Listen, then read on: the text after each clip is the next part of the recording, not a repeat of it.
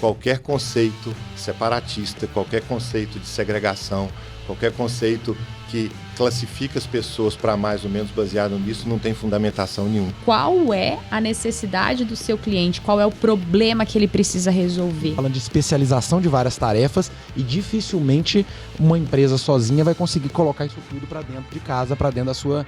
O falar não é estratégico. Sobre como fazer boa gestão, e fazer boa gestão é priorizar e dizer não. E o Alessandro, dentre os vários compromissos que um vice-presidente tem, ele escolheu dizer sim para o nosso programa. Então, obrigado pelo seu sim de hoje. Para nós é uma honra imensa ter você aqui com a gente.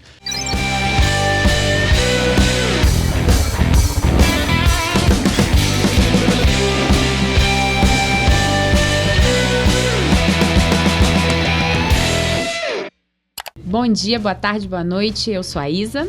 E eu sou o Júlio. E você está? Na diretoria. O seu podcast sobre entretenimento, inovação, gestão, os bastidores da organização e, é claro, a sua carreira.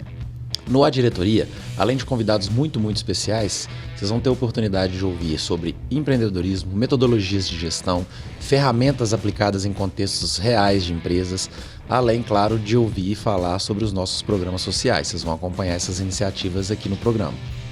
Legal, então vamos para o que interessa. Prepare-se agora para conhecer Alessandro Ferreira, um líder apaixonado por medicina diagnóstica e inovação. Como diretor executivo comercial e de marketing do Grupo Fleury, Alessandro Ferreira traz consigo uma bagagem única. Além de sua atuação como professor e suas contribuições significativas para o desenvolvimento e inovação do Hermes Pardini, Alessandro é um especialista em genética molecular com doutorado e mestrado pela UFMG. Com uma vasta experiência de mais de 60 anos, o Laboratório Hermes Pardini é uma referência em soluções médicas para pacientes, médicos e hospitais. Com mais de 90 unidades próprias em Minas Gerais e São Paulo, o Hermes Pardini oferece um portfólio impressionante de mais de 8.000 tipos de testes, além de exames de imagem, vacinas, provas funcionais e muito mais. Integrado ao Grupo Fleury desde 2023, o laboratório continua a fornecer informações clínicas vitais para prevenção, diagnóstico e tratamento de doenças. Alessandro, muito obrigado por estar aqui conosco hoje. Se apresenta para o público, conta um pouquinho da sua trajetória, da sua carreira, sua relação, de muito tempo com o Pardini. Sim, obrigado pelo convite, é uma satisfação estar aqui, conversar um pouco sobre a empresa, sobre a maneira com que a gente conduz o trabalho há 25 anos, então já começando. Eu fui para o Pardini há 25 anos atrás, como aluno da Faculdade de Farmácia da UFMG, como estagiário, e entrei lá dentro de uma área que ainda é novidade para todos, mas a gente já faz essa novidade há muito tempo. Eu fui montar o Departamento de Genética Humana. Tive a oportunidade de trabalhar direto com o Dr. Vitor Pardini, que foi meu tutor, meu orientador durante a faculdade, depois meu orientador de mestrado, meu co-orientador de doutorado. E a partir daí, eu recebi muita generosidade por parte da empresa, por parte da família Pardini. Também batiram em muitas portas para procurar algumas oportunidades. Construir a carreira profissional, mas também uma carreira acadêmica em paralelo. Dentro da área de saúde é extremamente importante a profundidade nos assuntos médicos, nos assuntos técnicos, por uma série de questões. E passei por várias fases da empresa, O crescimento exponencial que nós tivemos, que começou há 20 anos atrás, com a expansão de uma unidade de negócio que a gente chama de Lab to Lab, que é fazer exame para outros laboratórios, com o crescimento da genômica, da biologia molecular. Passei pela fase de profissionalização da empresa, onde o Dr. Hermes Pardini se afastou da gestão e uma gestão profissional assumiu. Eu fiz parte dessa transição e assumi cargos nessa transição. Fiz parte também da equipe de IPO, quando nós abrimos capital aberto, quando a gente abriu capital na Bolsa alguns anos atrás. Foi uma experiência única, o IPO, tanto o roadshow nacional quanto o internacional. E também fiz parte agora, estou fazendo parte agora da fusão com o Grupo Fleury, que começou há um ano atrás. e assumindo a cadeira de diretor executivo comercial e marketing. Então passei por muitas fases, muito aprendizado, tive chance de conhecer muita gente interessante, tem muitos casos interessantes para contar também. Legal. Eu tô me coçando aqui para perguntar o que faz um geneticista molecular. Porque, assim, até porque eu acho que é uma proposta nossa aqui, né? Aproximar a academia da indústria, e a gente tem uma pessoa que fez mestrado e doutorado, e ao contrário do que muitos pensam, né? Fez mestrado e doutorado numa área de ciência super técnica e está numa empresa há 25 anos, né? Porque tem um mito de que universidade e empresa não se conversam, quem está na universidade só está lá, e quem está na empresa não se preocupa com essa formação mais hard, assim, do ponto de vista de ciência. Então, eu fiquei curioso aqui, primeiro, para entender, porque eu não sou da área, o que se faz na disciplina de genética molecular, como é que isso é feito na prática, né? Assim, na sua prática. E uma outra dúvida, né? Como é que um farmacêutico virou diretor comercial? Que eu acho que é um recado bom para o pessoal que Sim. às vezes está na ciência básica ali, para realmente abrir a cabeça como possibilidade de carreira, né? Perfeito. Boa parte das nossas características envolve, inclusive, doenças, patologias, elas não são adquiridas, elas são inatas, elas vêm do nosso DNA. A gente herda 50% do nosso pai e 50% da nossa mãe. Então, a genética molecular, ela investiga o DNA com várias técnicas, né? A mais conhecida hoje a gente chama de sequenciamento. Sequenciamento é você pegar aquelas letrinhas que a gente aprende lá no colégio, A, C, G, T, estabelecer a ordem dessas letras, ler mesmo essas letras, e elas têm um padrão do que é o não patogênico e o que é o que pode gerar ou que gera uma patologia. Então, patologia é doença, né? Doença. O que pode gerar uma doença ou o que gera uma doença. Na genética, a gente tem as duas situações. Existem situações que predispõem a doenças. E tem coisa que é garantida. E tem coisas que é garantida. Então, vou dar um exemplo que ficou muito conhecido. A Angelina Jolie, há alguns anos atrás, ela fez um sequenciamento de dois genes chamados BRCA1 e BRCA2. São genes que predispõem ao surgimento de câncer de mama e ovário. Só que é uma predisposição muito forte.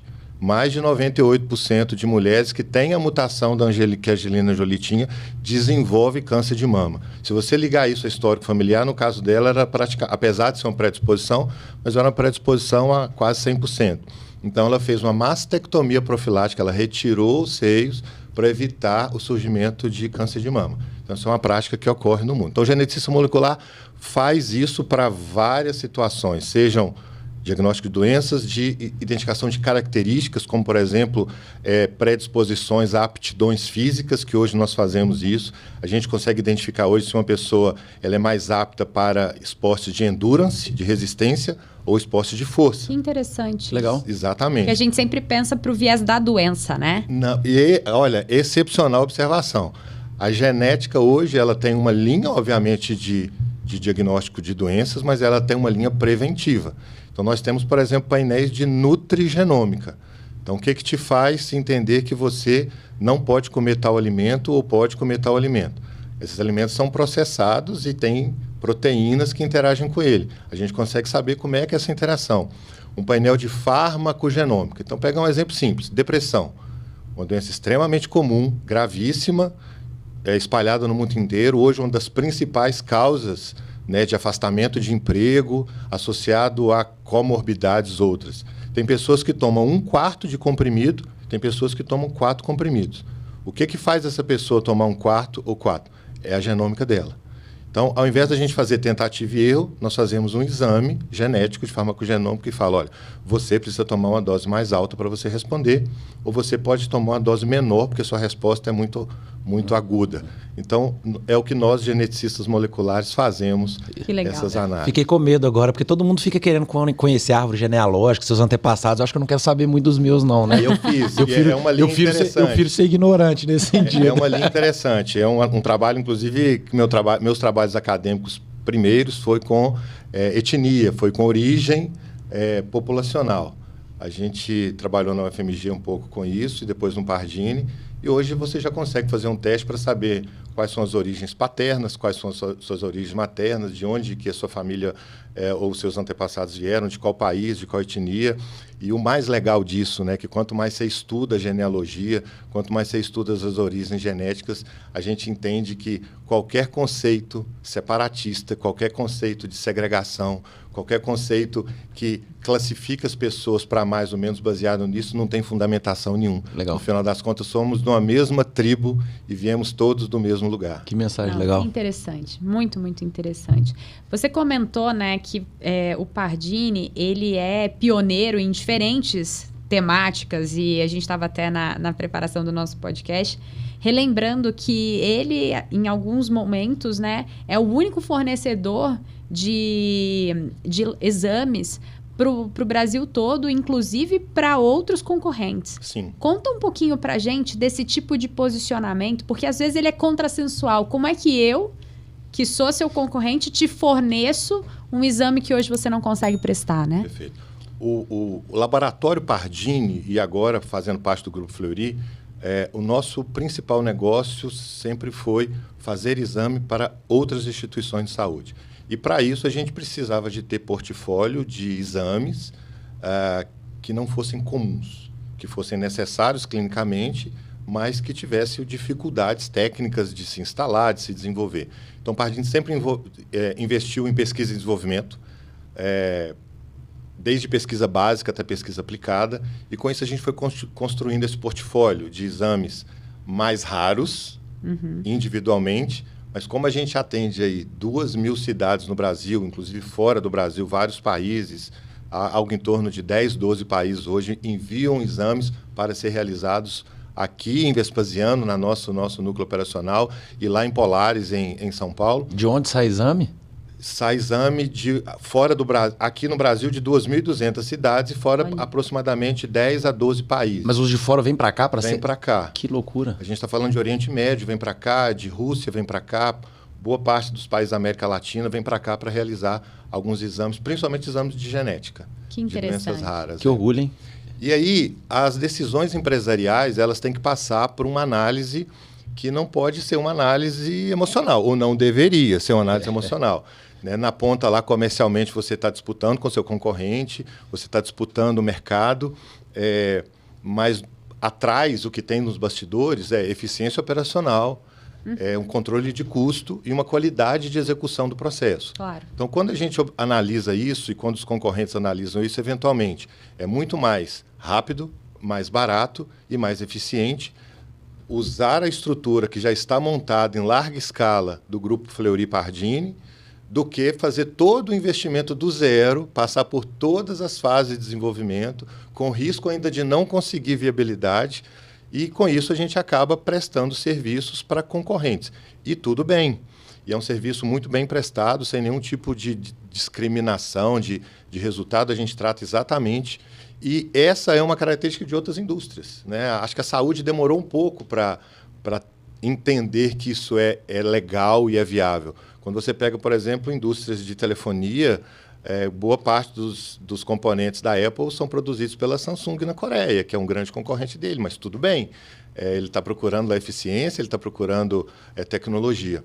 E isso a gente já começa a ver na saúde com um pouco mais de frequência. Isso é cada vez mais natural. Você pega a companhia aérea, a gente está cansado de entrar em voo que você tem outras pessoas embarcando, né? Assim, comissários da empresa A embarcando no voo da empresa B. A indústria automobilística faz muito isso. Parte dos componentes são feitos por outras, o motor feito por outra. Na verdade, o que as empresas, na minha opinião, têm que se focar é como que ela está atendendo o cliente dela na ponta. Que tipo de serviço ela está oferecendo para ele, que tipo de acolhimento está oferecendo para ele. Agora, quem está por trás nos bastidores, o make or buy, acho que essa decisão ela tem que ser um pouco mais racional e menos levada ali pelo ser meu concorrente, pelo emocional. Mas esse ponto é importante, até um conceito importante, né? Make or buy, para quem não está acostumado ou familiarizado, é uma decisão interna da empresa de quando ela vai fazer uma oferta de um produto ou serviço, que partes ali, vamos pegar um produto físico, né? Imaginar que ele tem vários componentes. Aí pode ser uma decisão de o que eu vou fazer, o que vai vir da minha empresa, vamos dizer assim, e o que eu vou comprar de outras pessoas, né? E essa é uma decisão importante, porque o pessoal fica preocupado com a questão de segredo de negócio, né? Porque quanto mais, entre aspas, né? A tendência é que quanto mais eu buy, né? Quanto mais eu vou para o lado do buy, se eu não tiver, e aí a gente discute isso muito na gestão, se eu não tiver os mecanismos certos de proteção de propriedade intelectual, etc., eu acabo ficando vulnerável nessa relação. O que a gente está querendo dizer é para desmistificar o fato de que fazer com recursos de um parceiro tira o nível de qualidade, etc., do mérito do meu serviço. Não tira, assim. Se você tiver uma capacidade, né?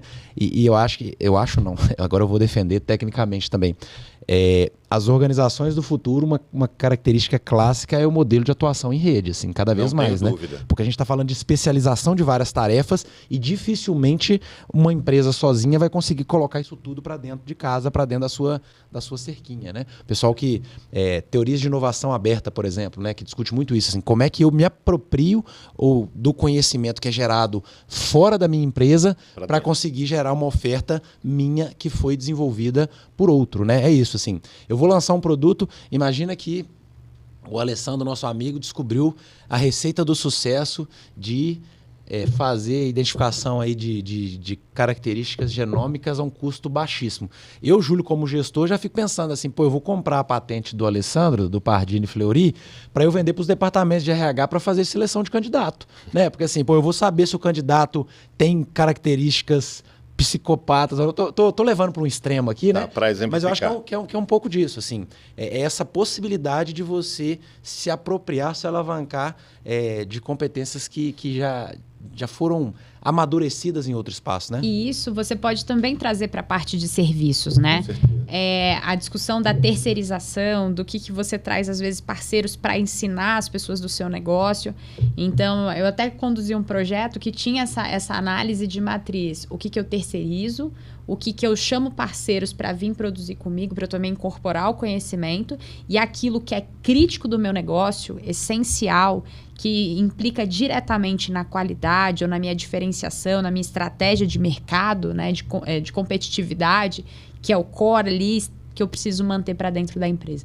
Então, são pontos assim, bem interessantes, não só para a parte de produtos, claro, mas também a gente pode trazer essa aplicação desses mesmos. E você me permite, dentro desse modelo de prestar serviço para outros laboratórios, a gente está, como eu falei, em 2.200 cidades. Ou seja, é um trabalho de logística enorme, gigantesco. E ela funciona 24 horas por dia, 7 dias por semana. E eu não estou falando de capitais, eu estou falando de cidades do interior, que fica a 6 horas de barco de Marabá, no interior do Pará. Nós vamos lá todos os dias. Então, vocês fazem coleta da... Nós vamos até o laboratório, até o hospital. Uhum.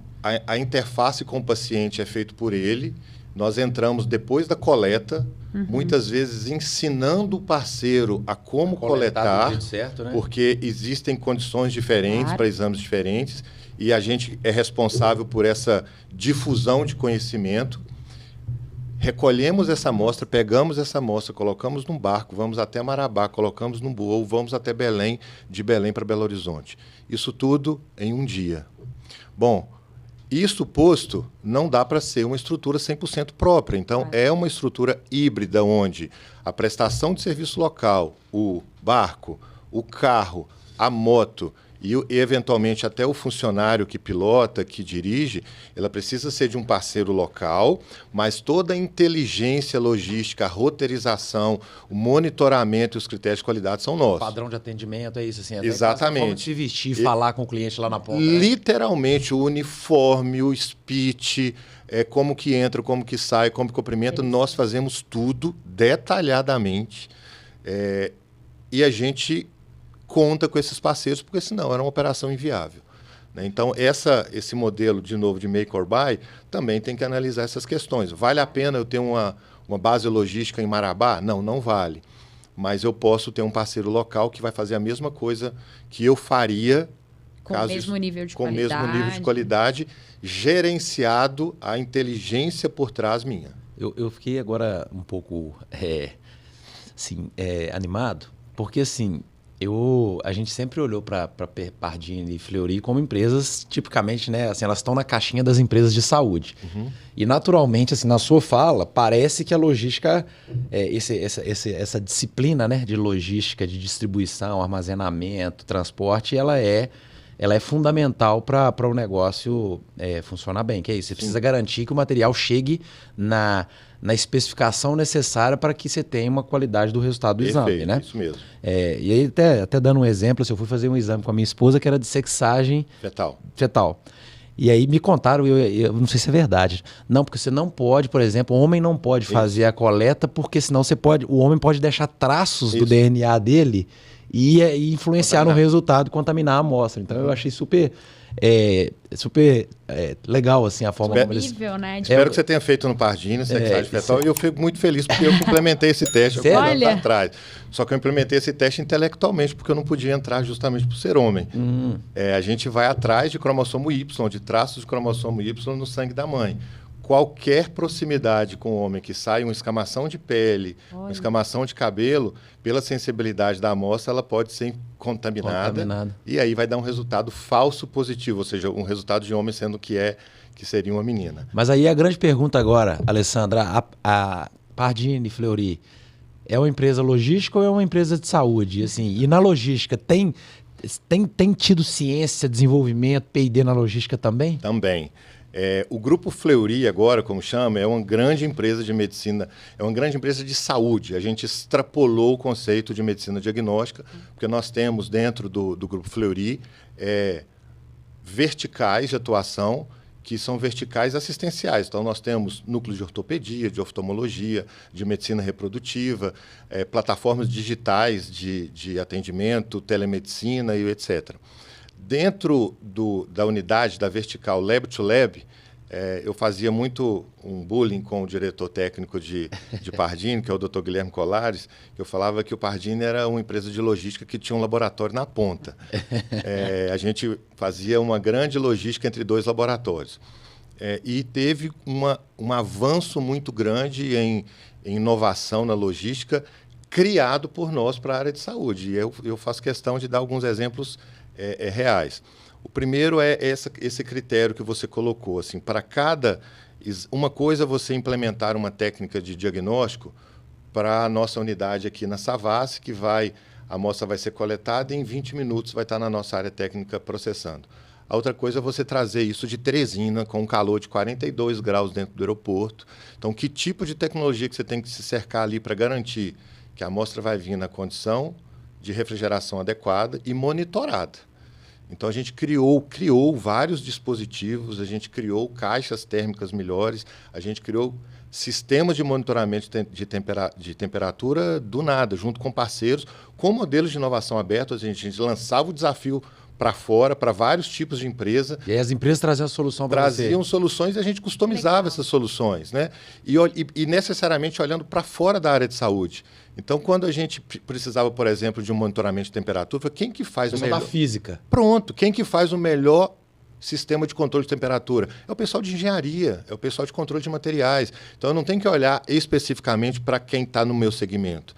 Quando a gente foi melhorar os nossos sistemas de atendimento, que a gente queria automatizar o sistema de atendimento, eu não fui num hospital ou outro laboratório, eu fui para o aeroporto ver como é que as empresas aéreas estavam automatizando. Hoje você despacha a sua bagagem, faz seu check-in para Tailândia sem dar bom dia para a recepcionista. Não que isso seja bom, mas claro, que você não precisa ter contato. E uma outra grande vantagem, uma outra grande, tecnologia que a gente desenvolveu com um parceiro foi a tecnologia de drones, de transporte de amostra biológica por drones. Sério? A gente é a primeira, Pardini, com o Grupo Fleury, né? Mas antes da fusão a gente já tinha desenvolvido. É a primeira empresa do mundo, nós não estamos falando da empresa de Minas, nem do Brasil, nem da América Latina. Primeira empresa do mundo a ter rotinas validadas, processuais diárias de transporte de amostra biológica por drones. Olha. Nós temos 2 rotas fixas, uma aqui em Belo Horizonte, que faz o transporte entre plantas produtivas aqui, e uma em Salvador, que tem uma peculiaridade em Salvador, que você tem a Baía de Salvador ali, com o transporte de balsas. Se o mar não estiver muito calmo ou estiver chovendo, você tem que dar uma volta de 6 horas de carro. E, eventualmente, alguma amostra biológica pode se perder. Então, a gente, junto com um parceiro, a gente desenvolveu um transporte de drones que transporta caixas térmicas com amostras biológicas e pula essas etapas. Não é um transporte de larga escala ainda. E ele é feito para contingências. Olha, deu problema, transporte de drone. Como se fosse uma carga urgente, assim, né? Como se fosse uma carga urgente e literalmente como uma contingência. Olha, a balsa de Salvador parou, transporta de drone. O trânsito de Belo Horizonte teve algum impedimento aqui na descida do BH Shop, transporta de drone. Mas isso a gente já está expandindo para outros lugares. Mas eu acho que é importante, né? Porque aí a gente consegue claramente tangibilizar para a audiência o conceito entre um P&D, o desenvolvimento hard, e a gente fala a diferença do PDI, né? Pesquisa, Desenvolvimento e Inovação. Uhum. Porque o P&D ele está muito associado a uma descoberta, ao teste, a desenvolver, vamos dizer assim, a tecnologia em si e validar se aquela tecnologia funciona, né? Mas quando a gente está pensando numa inovação, a inovação é algo que chega, que é implementado, que vai para o mercado. Perfeito. Então, claramente, esse exemplo, assim, colocar uma coleta por drone para funcionar, não é simplesmente só pensar em que tipo de drone eu vou usar, etc. e tal, mas você tem todo um trabalho, imagino aqui, né? Você tem um trabalho de regulamentação, a que altura esse drone pode voar, Totalmente. você tem uma validação ali com o órgão técnico, você vai ter um plano de contingência se o drone tiver um acidente, etc. e tal. Então, você tem várias características que lidam com o aspecto de negócio, né? Processos que precisam ser criados, que não existiam antes. Exatamente. Para botar vou dizer assim, uma inovação, uma operação dessa de pé, tá certo? Perfeito. E justamente essa... E aí vou voltar atrás e responder um pouco a tua pergunta, como que um farmacêutico foi parar na área comercial, foi essa visão... Eu trabalhava especificamente com bastante desenvolvimento e inovação, e a gente começou a ver que eu não podia fazer isso dentro de casa, desenvolver as coisas que eu queria e depois chegar para alguém e falar, você está interessado em comprar? Porque a resposta foi, nem um pouco. Eu precisava de ir para o mercado, conversar com clientes, conversar com possíveis compradores, ver qual que era a necessidade dessas pessoas e aí, baseado nisso, vale a pena desenvolver isso agora? O mercado está preparado para comprar? E nessa interação de cliente, de fornecedor e tudo mais, você acaba entendendo que você tem outras habilidades. Que você tem outras possibilidades. E aí, cada vez mais, eu fui migrando para essa área de relacionamento institucional e depois caí na área comercial e depois acabei expandindo para a área de marketing. E outra pergunta ligada a isso falou, mas você tem um doutorado em genética molecular, o que isso te ajuda, né? O que isso serviu para o comercial? O que isso serviu para o comercial? Acho que tem 2 pontos importantes. A genética ajuda você a entender o ser humano. E a área comercial você precisa bastante de entender o ser humano. Sim. Então você começa a refletir por que você tem essa reação, o que te levou a falar isso, Legal. por que você está tendo essa reação inconstante, o que pode esperar de você. A outra coisa, aí falando especificamente do doutorado, a coisa mais legal que eu aprendi no doutorado foi aprender. É isso. Eu falo que eu fiz também. Não foi a coisa... Você tem que aprender específica. sozinho, né? É aprender, você tem que aprender. Aprender o quê? Aprender qualquer coisa, você tem que aprender. O seu orientador chega e fala, olha, você tem que fazer isso aqui, eu não sei fazer. Beleza, meu amigo, se vira, vai aprender. E aí eu acabei tomando essa linha. Não, super legal. É uma forma de como inovar pensando no seu ecossistema, né? E você trouxe, eu acho que um conceito que é muito interessante. Agora, eu vou pegar um pouquinho dessa veia acadêmica do Júlio. Mentira, mais metodológica, que é o job to be done. Qual é a necessidade do seu cliente? Qual é o problema que ele precisa resolver? Para você criar uma solução que realmente atenda a necessidade dele, né? Que seja aderente àquilo que ele precisa no dia a dia dele. Porque aí você efetivamente se conecta e fala, olha, eu tenho a solução perfeita para resolver o seu problema ou facilitar a sua vida. Sabe o que é o mais legal do conceito de job to be done? É porque ele é, vamos dizer assim, ele é situacional, né? Ele é específico. Então tem um exemplo que a gente gosta de dar muito, assim, quando a gente está em sala de aula, né? Mas aqui não deixa de ser uma oportunidade para a gente falar para muita gente.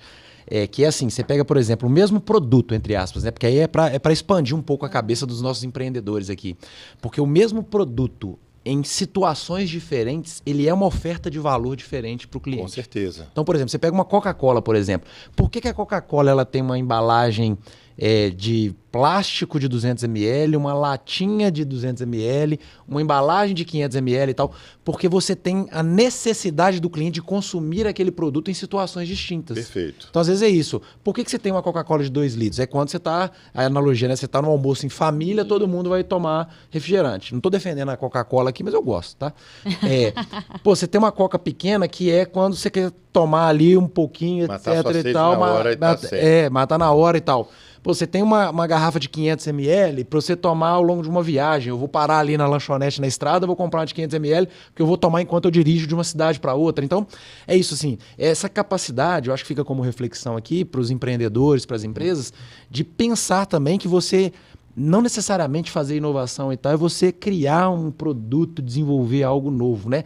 Mas você conseguir gerar novas ofertas. Sim. Com a mesma solução, você consegue atender clientes que têm necessidades de uso distintas. Sim. O Grupo Fleury ele tem várias iniciativas ligadas à inovação, mas tem duas que eu sou bem apaixonado.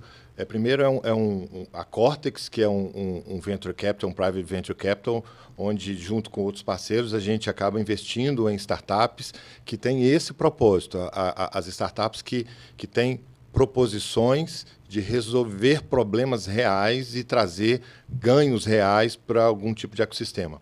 E o outro é uma espécie de monitoria e mentoria, né, também de startups. Legal.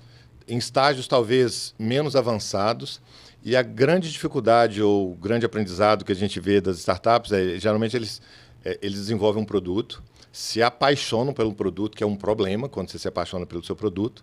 Você tem que resolver problema, né? Eu falo, apaixonar pelo seu produto é a mesma coisa de você se apaixonar por uma pessoa. Enquanto você está apaixonado, você não vê defeito no seu produto. Mas tem. Espera passar um pouquinho o tempo que vai aparecer os problemas. É a mesma coisa. E, eventualmente, o produto é muito interessante. Isso para a área de saúde é muito importante. Mas ele, por exemplo, ele tem um custo de mudança muito grande. Então, mesmo que ele vai gerar uma redução de um problema, ele vai melhorar uma dor do seu cliente, mas o custo de troca. Sim. Você vai imaginar trocar um sistema de ERP, um sistema de controle de estoque. Eu desenvolvi um sistema de controle financeiro, de estoque, de contas a pagar. Perfeito, ele é mais fácil, mais amigável, ele tem uma série de vantagens. Mas vai trocar isso na sua empresa com o carro rodando. É um custo muito grande. Sim. Então, essas abordagens para a área de saúde, se você realmente não tiver uma proposta, e o Grupo Fleury faz isso muito bem, de resolver problemas reais de maneira facilitada, ou seja, que é uma solução plug and play, principalmente para as fontes pagadoras, a coisa não anda. A área de saúde ela tem uma característica, as inovações quase sempre são incrementais.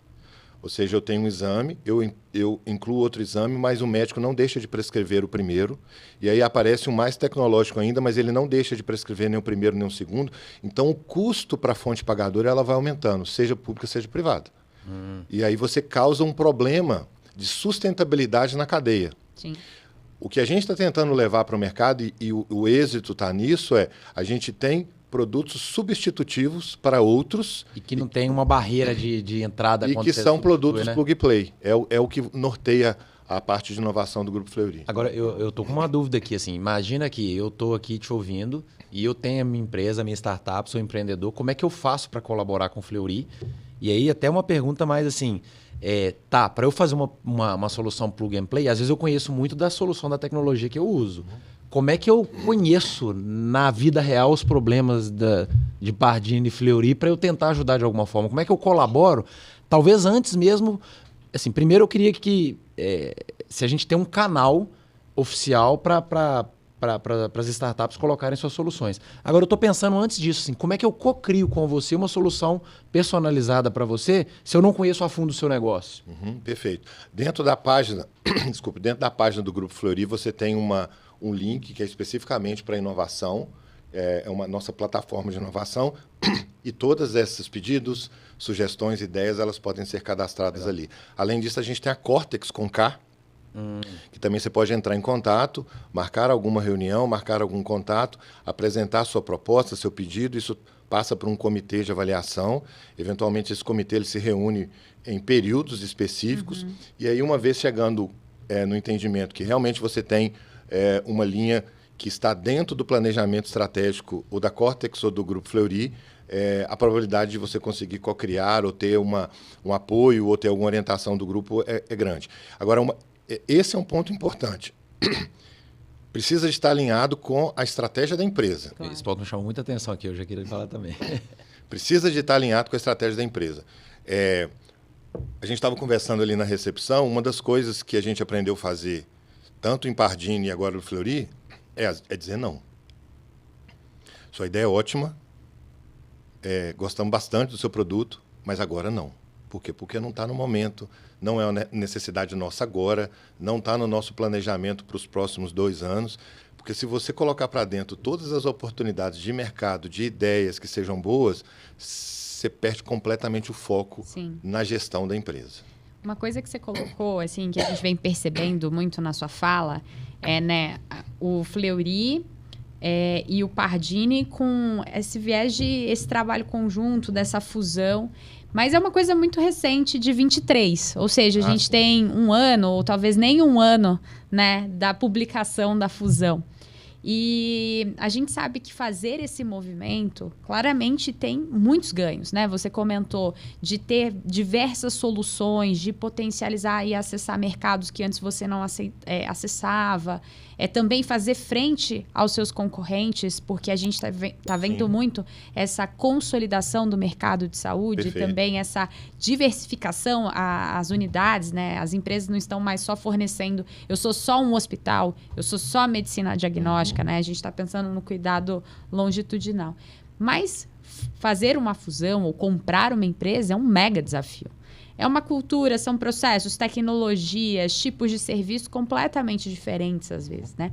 Conta pra gente um pouquinho desse processo, aprendizados, desafios e como vem sendo isso, porque é uma coisa recente também, né?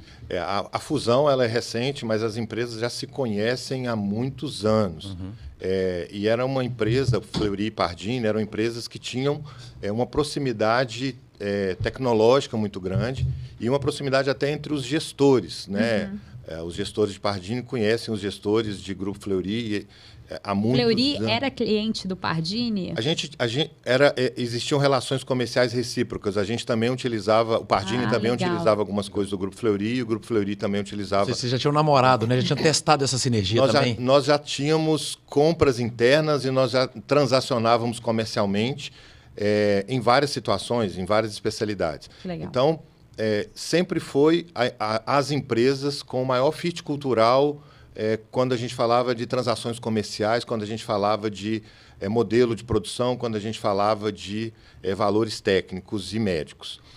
Quando houve a fusão, na aprovação do CADE, foi feito uma avaliação de cultura, né?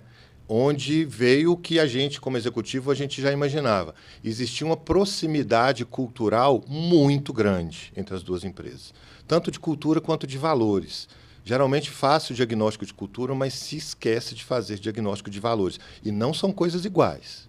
Eventualmente você tem culturas empresariais semelhantes com valores completamente distintos e aí que complica. Tanto a cultura quanto os valores tinham proximidades muito grandes. Eram empresas que eram orientadas ao cliente, eram as empresas que tinham uma reputação médica e científica muito grande, um apreço e um esforço muito grande para se ter o melhor produto clinicamente aceito por médicos, operadoras e pacientes. A questão de ética médica e ética profissional muito forte e uma cultura de inovação muito forte.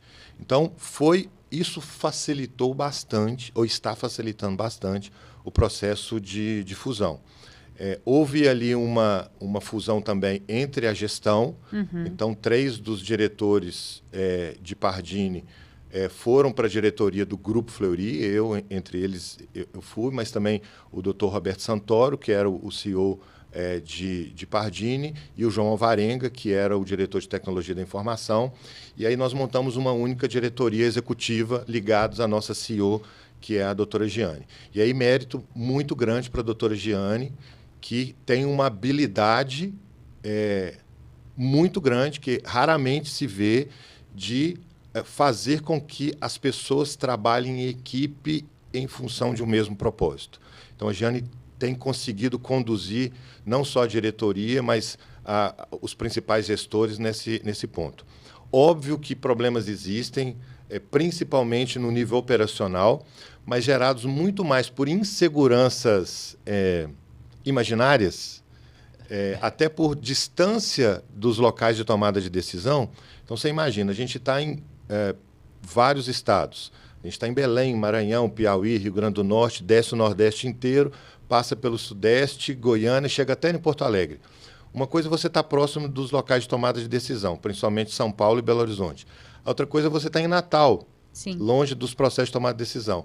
A quantidade de informações que chega lá, apesar da gente ter um processo de comunicação interna muito eficiente, ela não é tão acessível quanto quem... Você não vivencia a gestão ali perto de você. Então, eventualmente, inseguranças podem acontecer, pessoas podem entrar em situações onde visualiza mudanças que são operacionais e entende que essas mudanças elas não são só operacionais, mas elas são um direcionamento top-down de redução de times e tudo mais. Então, esses casos a gente vem tratando pontualmente. Você quer deixar um recado, Alessandro, para essas pessoas do grupo? Quero deixar, né? Falar extremamente importante. Olhar no olho do olho das pessoas aí, né? É extremamente importante. A gente tem um lema que é somos uma só essência. A gente está trabalhando muito para isso. As empresas elas já tinham uma proximidade cultural muito grande. A gente se esforça bastante para criar uma só cultura. E o que está sendo feito agora é o que a gente entende que é melhor para a empresa e para as pessoas. O grande foco nosso é dar tranquilidade, é dar condições de trabalho para as pessoas continuarem fazendo o que elas sempre fizeram com excelência. Perfeito. E agora um recado para Belo Horizonte, especificamente. Tanto o Grupo Fleury, mas também o Grupo Pardini, nós somos uma empresa de multimarcas e multicultura. Então, o Pardini em Belo Horizonte, ele continua como Pardini em Belo Horizonte, com todas as suas características, com todas as suas amabilidades, com toda a sua hospitalidade, com aquela cultura mineira e belo-horizontina de receber, de acolher, que todo mundo gosta, com o nosso programa Meu Vizinho Pardini, com o festival cultural que acabou de ter agora. Então, a gente continua aqui firme, forte, e essa é foi um dos grandes motivadores da fusão com o Fleury. Não, isso é bem legal, porque quando a gente vê a consolidação do mercado, existem estratégias diferentes, né? Sim. Existe uma estratégia de você, entre aspas, matar a marca que existia para você reforçar a sua marca, ou, né, de quem você adquiriu, ou você manter a marca, né? Fazer uma fusão, mas respeitando, olha, essa marca ela é conhecida localmente, ela já tem o relacionamento com seus clientes, com a população médica, ela é tão forte que não faz sentido, né, você tirar a marca. Trazer e manter essa relação próxima com seus stakeholders, na verdade, potencializa essa consolidação, né? E na saúde, principalmente em medicina diagnóstica, o relacionamento ele é local. O relacionamento... É com o prescritor ali. É com o prescritor local. O médico de Belo Horizonte, ele conhece o Hermes Pardini, e ele conhece a Ecoar, que é uma das empresas do Pardini aqui, ele conhece as bandeiras locais. Ele passou pela faculdade, que seja das ciências médicas, que seja da UFMG ou de outras, sabendo quem era, eventualmente tendo aulas com pessoas. Então, esse relacionamento ele precisa ser mantido. Todas as estratégias de mudança de marca em medicina diagnóstica, onde a marca mudou para atender uma matriz, todas deram errado. Todas, sem exceção. E a gente vê que é uma tendência clara, né? Exatamente. Quem falar que deu certo é porque não sabe que está dando errado. Eu posso te garantir. Sua hora vai chegar. Calma que sua hora chega. Então, é necessário manter essa estratégia multimarcas na área de saúde. É uma cultura do meio de saúde, esse relacionamento local. Vou puxar, então, para um outro programa, né? É um trabalho que a gente faz, como a gente estava conversando, de ter um conteúdo curado, de garantir que as pessoas tenham acesso, né, à informação. Eu acho que é devolver um pouquinho também da oportunidade que a gente teve na nossa carreira e também na nossa formação. E a gente pediu para você trazer uma sugestão de livro, né, que trouxe insights interessantes ou que transformou a sua carreira ou a sua organização. E a ideia no Bibliotex, que é esse quadro, a gente está montando, né, até uma biblioteca física que vai ser doada ao final de cada uma das temporadas. Perfeito. Então, para uma organização social. Então, que a gente queria que você compartilhasse com a gente seu livro. Então, esse livro saiu de uma lista de 10 livros que eu fiz e fui selecionando até chegar nele, que ele realmente... é muito criterioso na priorização mesmo. É medicina de precisão. Medicina de precisão. Pode levantar o livro. Levanta o livro para mostrar para o pessoal que livro que é. Eu trouxe aqui o Essencialismo. Olha, que legal. Assim, nós vamos pedir música no Fantástico, hein? Eu tenho certeza que alguém deve ter trazido esse livro também, porque está transformando. Ele é muito bom. E é realmente um livro que transforma a maneira que um executivo realiza e pensa suas atividades. Uma dessas coisas, né, sem querer ser simplista, mas traduzindo aí de uma maneira mais clara, o falar não é estratégico. Numa sociedade, num mundo corporativo, onde você tem tantas atividades, onde você tem tantas possibilidades, onde você é acionado por tantas coisas, tanto dentro do seu core business quanto fora do core business, por diversas maneiras, o foco no que é essencial, o foco no que realmente traz de valor e do que precisa ser feito, ele está cada vez mais difícil. Uhum. Isso serve para a vida pessoal também, então por isso que eu trouxe o Essencialismo. Ele está me ajudando, e é um livro que eu li mais de uma vez e que ele fica do lado lá da minha mesa, de vez em quando eu volto nele para tomar uns puxões de orelha, um alto puxão de orelha. Ele me ajuda a trazer esse foco do que é essencial. A gente passou, de vez em quando aparecem algumas ondas dentro da área corporativa, dentro da área de gestão, sem fazer uma crítica direta, mas a gente está passando por uma onda de ágil, metodologia ágil. Perfeito. Uhum. A gente gosta bastante, a gente usa metodologia ágil para uma série de coisas, mas a metodologia ágil ela tem um fundamento que é você fazer mais, é você ter mais produtividade, é você fazer mais coisas no mesmo coisa de tempo e tudo mais. E o essencialismo não que ele seja um contraponto disso, mas o nome do livro é provocativo, que ele fala a disciplinada busca por menos. Então, não é que você vai entregar coisas abaixo de qualidade, é que você, fazendo um pouco menos de esforço, selecionando mais as coisas que você vai fazer, você consegue ter as mesmas entregas. Né? Muito legal. Essa reflexão é muito importante para o executivo. Eu tinha um time ágil, né? Assim, eu liderei alguns times e eu tinha um time ágil. Sabe qual que é o indicador que eles vieram para mim na primeira reunião que a gente fez de entregas? Eles vieram com um indicador que era quantidade de entregas. Aí eu falei assim, gente, eu não estou preocupado com a quantidade de entregas. Enquanto seu líder, eu quero saber assim, qual que é o impacto que a gente está gerando, qual que é o valor que a gente está gerando. Isso independe se eu entreguei uma tarefa ou se eu entreguei 100. O que eu quero medir é geração de valor, tá certo? Então eu acho que é uma lógica, porque tem muita gente ainda vivendo nessa ideia de que fazer mais é valor, Sim. né? De que estar ocupado o tempo inteiro, de que virar a noite trabalhando é valor, né? Vou ficar no escritório aqui para parecer que eu estou trabalhando muito para o meu gestor. Olha, você foi no ponto-chave da questão.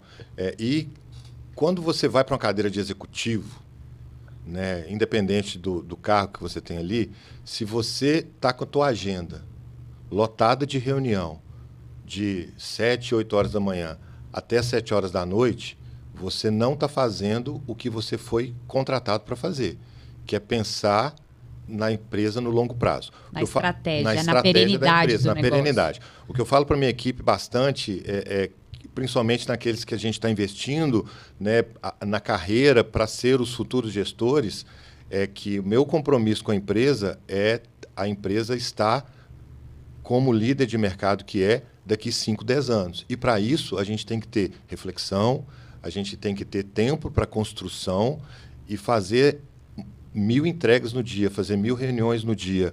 Reuniões que poderiam ser um e-mail. E-mails que nem precisa desistir. Então, esse tipo de reflexão é importante. Comportamento mesmo, né? E quando a gente joga para o comportamento, até fazendo um pouco de...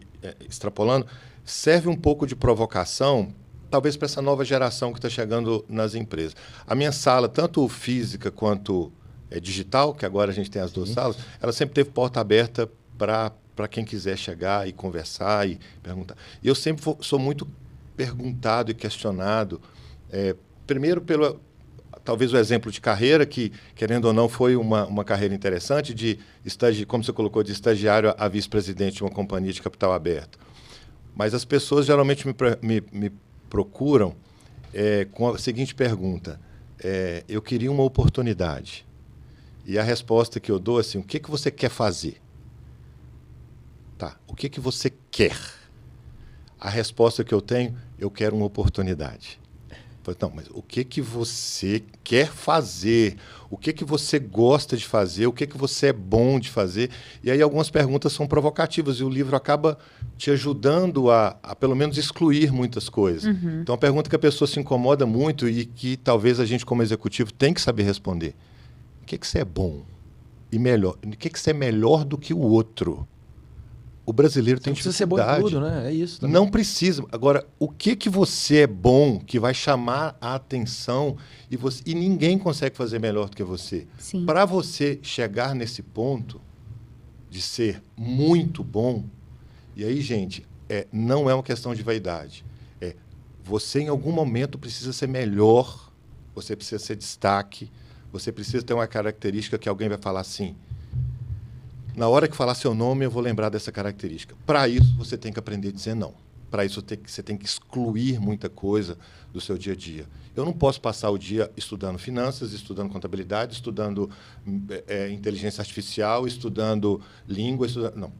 Olha, eu preciso de focar em determinadas coisas que eu já tenho uma facilidade que vão me destacar. Então, até para aprendizado, para mim, o essencialismo está sendo muito útil nesse momento. Que legal. E isso é um ponto importante, né? Porque, às vezes, quando você está numa posição de liderança, você tem uma responsabilidade muito grande com o negócio. Sim. E aí você quer tentar centralizar, você quer tentar dar conta de tudo. E talvez essa é a chave do fracasso, na verdade. Não tenha dúvida. Porque você começa a não dar autonomia para o seu time, então você limita o negócio, mas da mesma forma, você também começa a colocar um peso em cima de você muito grande. Então, qual é a minha diferenciação? Qual é o meu papel aqui, né? O Júlio comentou em outra gravação que ele falava assim, eu sou diretor de inovação, então eu sou o escudo, eu tomo as flechadas e eu ajudo vocês, né? Eu dou suporte para vocês fazerem a entrega de vocês. Perfeito. Então, acho que isso é um ponto, assim, o que é essencial do meu trabalho? Exato. Para eu conseguir... E foque nisso. E aí, mas eu falo assim, mas isso dá uma dor de barriga em determinados gestores, e eu já tive essa dor de barriga, que é o seguinte, você tem que reconhecer humildemente que você não vai querer saber tudo, que você é bom em tudo. E você vai ter que chegar pro seu time, pro analista do seu time e olhar para ele no olho e falar assim, eu preciso que você me ajude sobre esse assunto, porque esse assunto eu não conheço. Perfeito. Você sabe mais do que eu. Perfeito. Essa descida que é difícil para a maioria, entendeu? E que é necessária. E o gestor geralmente é vaidoso, né?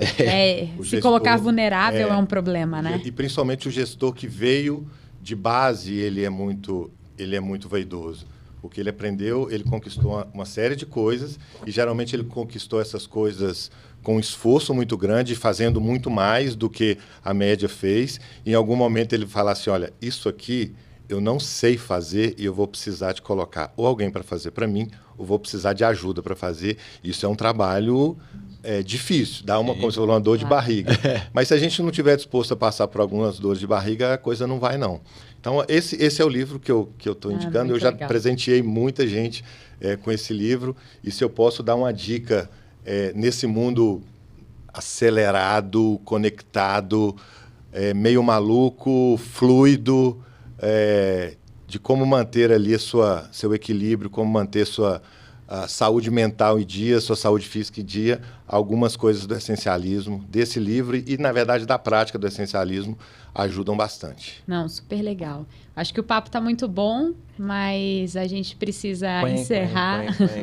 Então, muitíssimo obrigada pela sua presença. Foi ótimo conhecer, né, a sua trajetória do estagiário ao VP. Assim, eu acho que num dos grupos mais reconhecidos de saúde do Brasil. Também é muito legal ver como é que vocês sempre se posicionaram, né, para serem inovadores, estarem à frente e como potencializaram esse ecossistema, né, que vivia em torno, né, do Pardini, vive em torno do Pardini e agora, né, do Grupo Fleury. A gente acaba a nossa reunião, a nossa pauta de diretoria aqui, mas eu queria ver se você quer passar alguma mensagem para o pessoal que está nos assistindo até agora. Sim, primeiro agradecer a oportunidade de estar aqui. Pode contar com a gente para outros assuntos, outros executivos do Grupo Fleury. Eu tenho certeza que todos vão ficar muito felizes em poder participar aqui. Ainda mais com essa pegada de conhecimento, junto com novidades, junto com inovação. É uma coisa que a gente gosta bastante de fazer. E deixar o recado novamente, aproveitar que você me deu essa deixa, com o que a gente tem de mais precioso dentro do Grupo Fleury, que são as nossas pessoas, que são quem trabalha com a gente. Eu sei que o momento, muitas vezes, pode ser difícil, um momento de transformação, mas hoje eu posso garantir, até por estar 25 anos fazendo isso dentro da medicina, é o melhor lugar para se estar hoje. Na medicina diagnóstica é onde a gente está. Então, acompanhe as novidades, acompanhe o que a gente está fazendo, que no final dá tudo certo e já está dando tudo muito certo. Muito show bom. de bola. Eu queria pedir um recado, na verdade eu queria deixar um recado aqui e pedir uma ajuda para a audiência. Qualquer tema que vocês tenham ouvido no episódio, que vocês queiram um aprofundamento maior, uma ferramenta, mão na massa, deixa aqui no comentário que a gente vai produzir um conteúdo específico para te ajudar a se capacitar nessa sua demanda. Então fica esse compromisso. E eu queria fazer um agradecimento especial para o Alessandro, porque eu acho que assim, boa parte da discussão aqui foi sobre como fazer boa gestão, e fazer boa gestão é priorizar e dizer não. E o Alessandro, dentre os vários compromissos que um vice-presidente tem, ele escolheu dizer sim para o nosso programa. Então, obrigado pelo seu sim de hoje. Para nós é uma honra imensa ter você aqui com a gente. Eu aprendi assim imensamente. Espero que o público desfrute disso tudo aqui com o carinho que a gente preparou. Então, obrigado pelo seu sim de hoje. Para nós foi muito importante ter você aqui e espero que a gente possa retribuir sua generosidade de alguma forma aí no futuro próximo. Obrigado, sempre às ordens. Obrigado. Muito obrigada. Pessoal, então a nossa reunião acaba por aqui e a gente se vê na próxima. Até mais. Até mais, obrigado.